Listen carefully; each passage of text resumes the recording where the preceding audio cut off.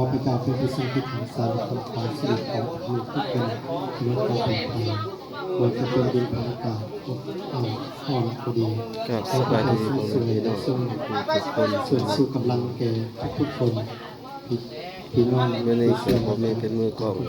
และไม่มีมาส่งสการแม่เท่ากองคนในบ้านนาบอน ได้มาหลวงอยู่ที่นี้ขอพระเจ้าที่ได้ทรงอวยพรสวัสดิ์ของทุกคนเราอยู่ในความปลอดภัยเป็นเกิดสุขขอบคุณสำหรับประคำของพระเจ้าในวันนี้ที่มาเมื่อคืนที่ไปรอด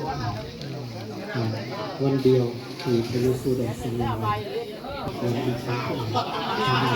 ทำสิ่งนั้นของพระเจ้าทุกประการทุกอธิษฐานขอมาเวลาเสด็จไปนี้ในนามพระเจ้าคริสต์อาเมน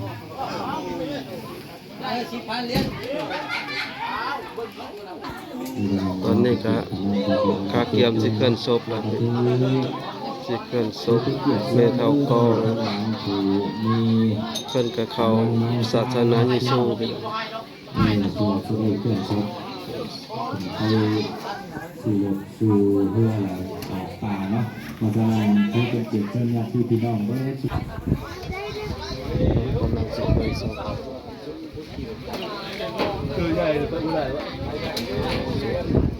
ศพแม่นางกอง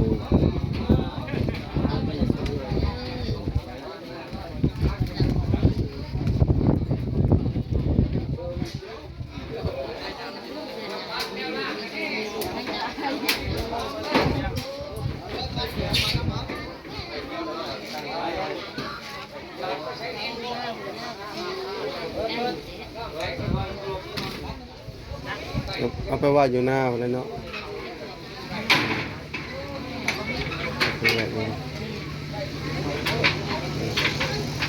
เพิ่นก็บ่มีผัวแต่เขาเป็นสาวผัวเขาบ่ทันได้ลูกอยู่น้ำลูกน้ำหลาน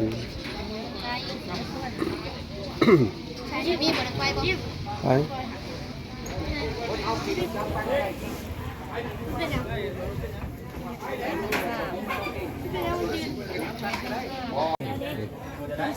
เราจะเขื่อนศพแล้วอยู่น้ำลูกน้ำลานแล้วกันลูกคนกระบมีดอกพี่น้องนะ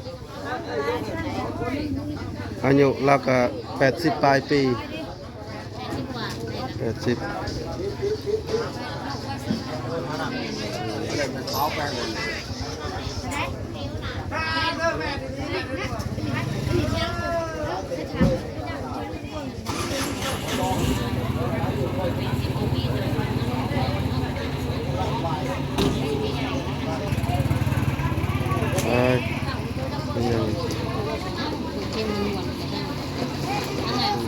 80Bluetooth mode. สั่งเงียบๆไอ้คนไล่สั่งจะเสียเอาอะไรแม่ไปสวรรค์สันพะเอ้ย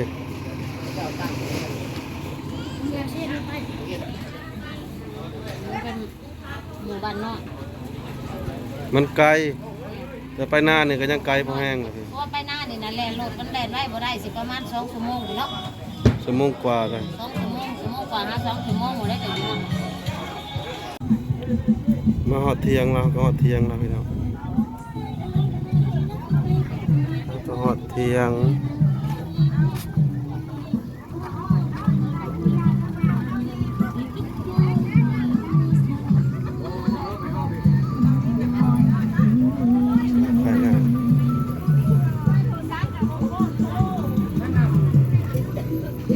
ซื้อน้ำน้ำเพิ่น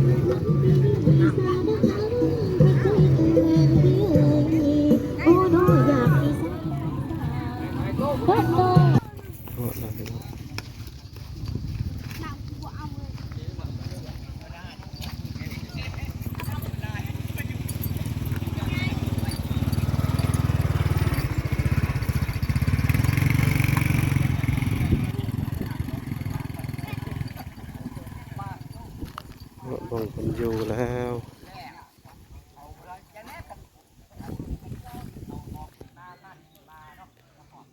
มองฮอดบอลแล้วเพิ่นก็จัดพิธี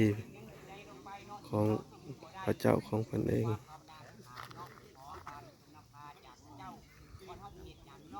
เราก็แม่เฒ่ากองเราผู้เสียไปแล้วก็เพิ่นก็บ่มีลูกแล้วก็บ่มีผัวอยู่นำหลาน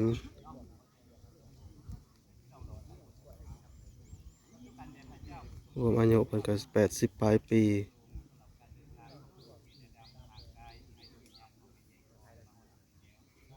แต่ที่จริงเพิ่นก็เคยแต่งงานอยู่แต่ว่าแต่กี้ก็เพิ่นเคยแต่งงานแต่เป็นสาวนั่นแหละ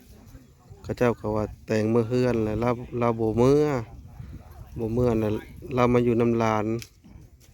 เราเคยเลี้ยงหลานว่าซั่นครับลูกหลานแล้วก็พ่อแม่ตายป้าเลยเหลือแต่ลาวเราก็เลยว่ากลับมาเลี้ยงหลาน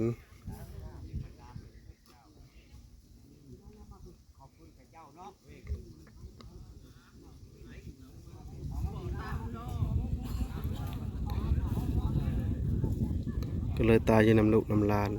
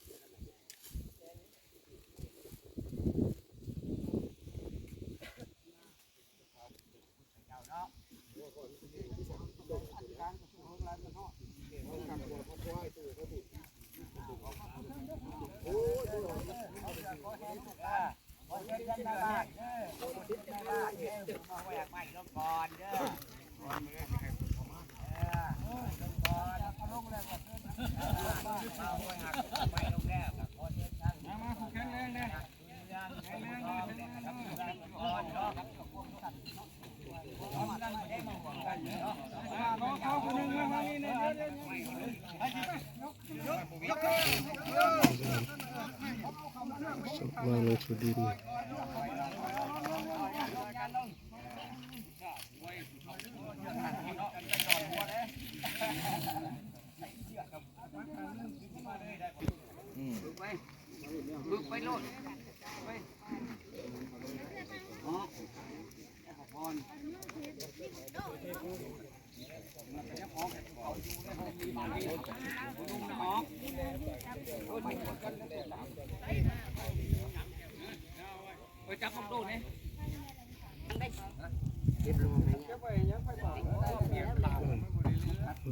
เดินลงมา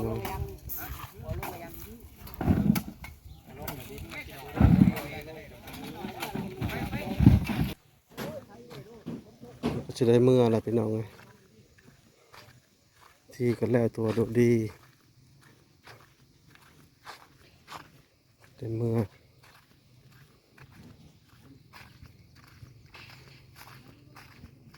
มันก็จะคลายน้ำ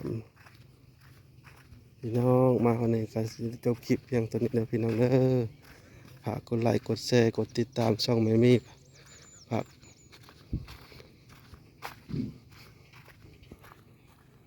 สบายดีพี่น้อง